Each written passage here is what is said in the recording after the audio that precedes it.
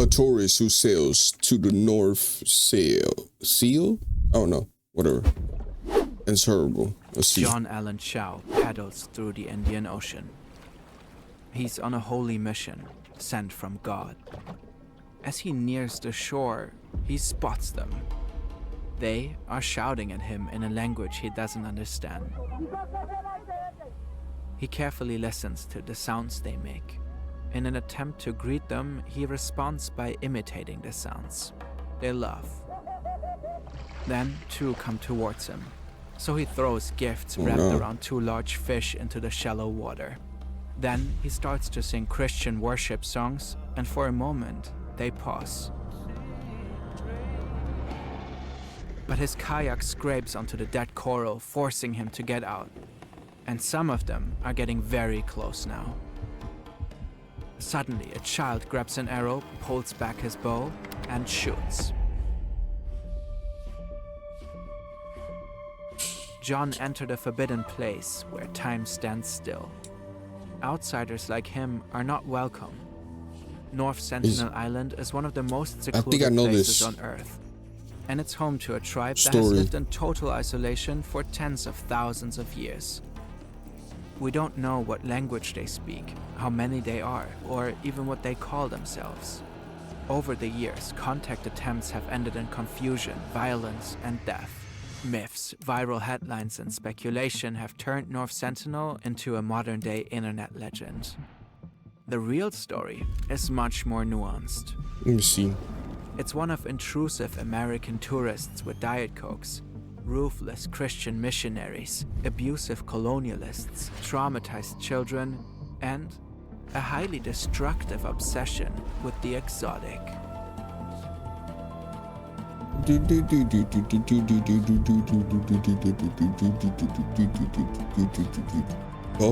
Oh my. Jeez, this is fire. When John visits. The internet has a lot to say about North Sentinel Island. They have a theory that North Sentinel Island is home to a top secret research facility. There is an island in the Andaman chain called North Sentinel Island. They kill everybody who lands there, essentially. Yeah. What really caught my eye was this circular building, 3 little offshoots coming off of it. There's North Sentinel merch, Instagram pages, and fake Google reviews. Most of all, it's known for being dangerous. North Sentinel has become a meme. In January 2025, this American YouTuber entered the island. He filmed himself trying to make contact with the Sentinelese. As a peace offering, he left behind a can of Diet Coke, but he never actually made contact. Instead, he got arrested. Indian police are currently investigating him for illegally trespassing in the strictly forbidden zone. He is likely facing up to 5 years in prison. I think we live in a world where all we need to do is sort of flip open our laptop or look at our phone, and we can connect with just about anybody in the world, learn anything that we want to learn, see any place that we want to see. And yet there's still this one place that's isolated. So it really is kind of the last place in some ways that's unexplored on our planet. North Sentinel is not what the internet paints it to be. To truly grasp it, we need to go back in time, quite far back. It looks pretty good.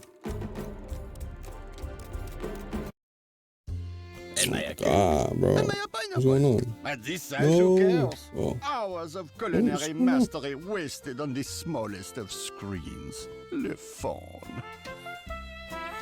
A little glitch, I guess? I don't know. It's the last ice age. A group of early humans set out from their home in Africa. It's still debated when exactly that took place, but it is believed to be between 40 and 60,000 years ago.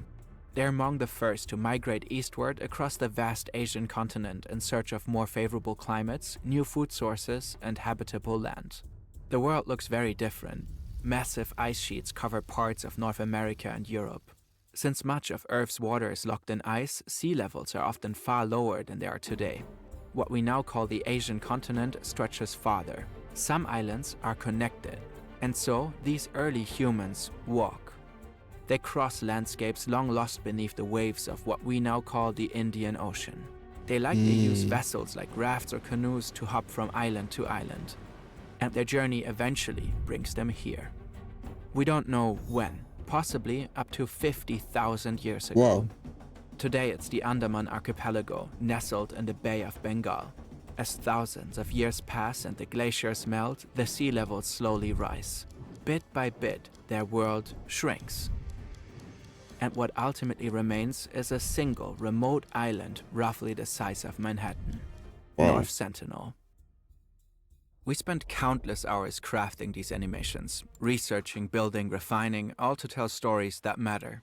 Maybe you're building something too. A professional's material has ever been. The origin of North Sentinel's population is still a mystery. No genetic material has ever been collected from That's the so cool, low key. I tell you, want to go over there to a tribe that's untouched, basically. Sentinelese. Not this one, obviously, But the DNA of neighboring Andamanese tribes has been studied. The Onge and Jarava are believed to be closely related to the Sentinelese. Scientists found that their genes carry two rare variants not found in mainland India populations. They are totally unique to the Andamanese. That means they likely split off from other human populations very early on, between 25 and 42,000 years ago. Oh. Genetically, the Sentinelese are likely one of the most unique human tribes on Earth, which also makes them one of the most vulnerable ones. You might have Irish facts. This is John 2 years before his journey to North Sentinel Island. He's 24 years old, raised in a Christian household. He went to an evangelical high school, just like his father. He's known for two passions, the outdoors and Jesus Christ. Facts. John is deeply interested in missionary work. Though his parents are Christian as well, they don't share his enthusiasm, especially his father. But John seems to genuinely enjoy immersing himself in evangelical doctrine. Right now, he's browsing through the Joshua Project. That's a Christian missionary database which tracks so-called unreached people groups. One entry is about North Sentinel. Sentinelese people need to know that the Creator God exists and that He loves them, and paid the price for their sins. We don't know much about the Sentinelese. The entire population is possibly somewhere between 80 and 100 people. Their language remains a complete mystery. No one, not even neighboring tribes, can understand it. No one knows what they call themselves. They live in small huts grouped tightly together. Overall, they're quite crafty. Wooden buckets, bows, arrows, all self-made with raw materials from the island. In the jungle, they hunt pigs. Along the reefs, they fish. They also eat local fruits and raw honey. The Wow. Sentinelese are taller, more muscular, and overall healthier than their neighbors. It's because it's that raw. A tsunami wreaked havoc in the region in 2004, but the Sentinelese miraculously survived. Experts believe this may have to do with their indigenous knowledge system. Foresight and wisdom is passed down from generation to generation. But this was perhaps the strangest discovery in a Sentinelese village. A wooden board, about 52 by 30 centimeters big, with 64 alternating squares. It looks exactly like a chessboard. Did the Sentinelese carve it themselves? Or did it wash up from the sea? No one knows. No other Andaman tribe has ever shown evidence of playing games like chess. John has been obsessed with the Sentinelese for years now. The missionary website advises so-called prayer points. Pray that the Indian government will allow Christians to earn the trust of the Sentinelese people and that they will be permitted to live among them. Pray that God will open doors to Sentinelese people to receive the gospel message. John could be the first one that brings Christianity to them. In fact, he thinks it's his calling. God, I thank you for choosing me before I was even yet formed in my mother's womb, to be your messenger of your great news to the people of North Sentinel Island. The Sentinelese certainly didn't express any desire to be converted. Their experience with intruders has been, well, pretty terrible.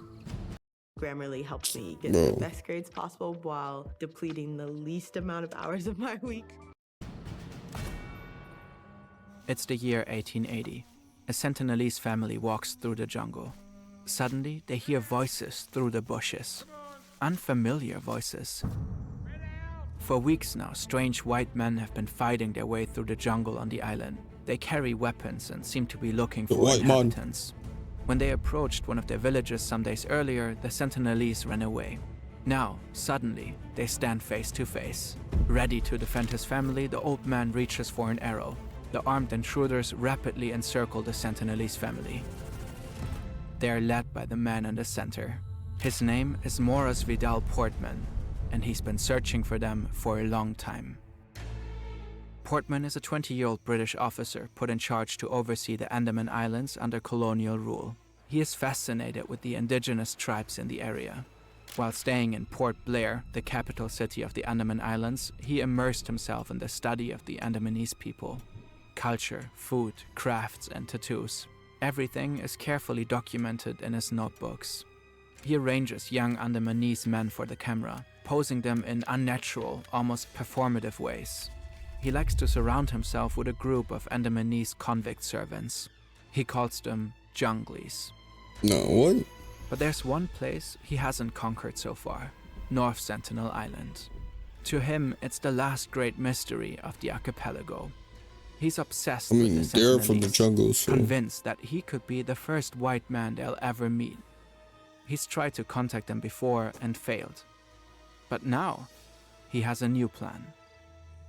As the old Sentinelese man draws his arrow, one of the intruders jumps on his back. The three Sentinelese are wrestled down and taken, torn from the only home they've ever known. Portman has them brought back to his ship. 3 Sentinelese children are already on board, captured earlier. The islanders don't understand who these men are or what they want. Portman takes them back to Port Blair. Here, he keeps them at his house to study them closer. The Sentinelese become very sick right away. Within just a few days, the old man and the woman die. Most likely, they were exposed to microbes and diseases their immune system couldn't handle. Now, it's just the 4 Sentinelese children without the elders. A few days later, they're sent back to the island, overloaded with gifts. Portman hopes they'll return to their people as willing ambassadors. The children might have carried the very microbes that killed the man and the woman. We don't know what happened to them afterwards. Infections remain one of the greatest dangers to isolated tribes. Many have never been exposed to common viruses like the flu or even a cold. Their immune system simply can't cope. What's harmless to the rest of the world could be deadly for them. A single infection from an outsider could wipe out an entire tribe. In the 16th century, Spanish colonizers brought diseases to South America, likely without realizing it. In some regions, entire populations were cut in half. Andaman tribes were affected by this too. The Onge and Jarava have seen a dramatic collapse in their population. Where's that? In 1901, the Onge numbered around 670. Today, barely 100 remain. Colonial intrusion, infectious diseases, and the steady loss of their land have all played a role in their decline. And Portman himself played a crucial role. According to historian Adam Goodhart, he was very much a participant in and at least complicit with the genocide against the Andaman Islanders that was committed by the British in the 1800s. Somebody who was involved in exploitation, including sexual exploitation and physical abuse of the native people. And really, if it had been up to Portman, it probably would have happened to the Sentinelese as well, because he tried repeatedly to invade the island as he had done with many other groups and to bring them into submission to British rule. Years later, Portman himself would admit that his actions may have sealed the Sentinelese distrust of outsiders for good. John finds himself blindfolded on a dirt road somewhere in the state of Kansas. He was put there and left alone. In the woods nearby, he finds a village. The inhabitants of the village appear to be some kind of native tribe.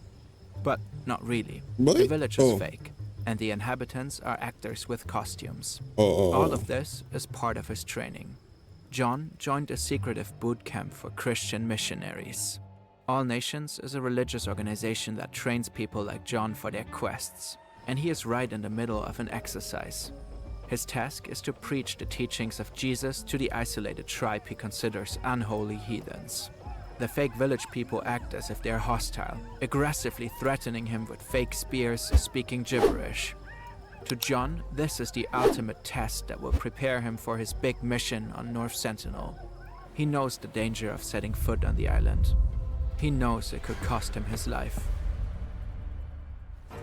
In 1974, a National Geographic film crew tried to meet Sentinelese face-to-face on camera for the first time. The Sentinelese spotted the boat from afar and waved their arms, mocked the outsiders, and shot arrows at the crew. They clearly did not want visitors. 7 years later, a cargo ship named Primrose ran aground on a reef on North Sentinel during a terrible storm. At first, the crew was probably relieved to be near dry land. But just 2 days later, they sent a desperate cable. Wild men, estimate more than 50, carrying various homemade weapons, are making 2 or 3 wooden boats, worrying they will board us at sunset. All crew members' lives not guaranteed. But because of the weather conditions, rescue missions failed. So the crew had to guard the ship with a flare gun, axes, and some lengths of pipe. But before it got to an actual fight, the crew was finally evacuated by helicopter. But still, John is determined to go. Oh, who's John, to bro? him, North Sentinel may be Satan's last.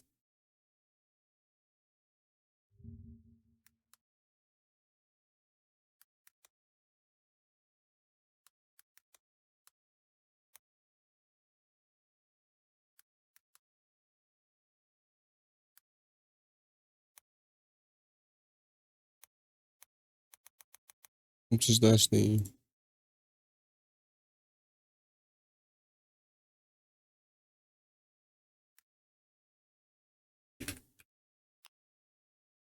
This guy. But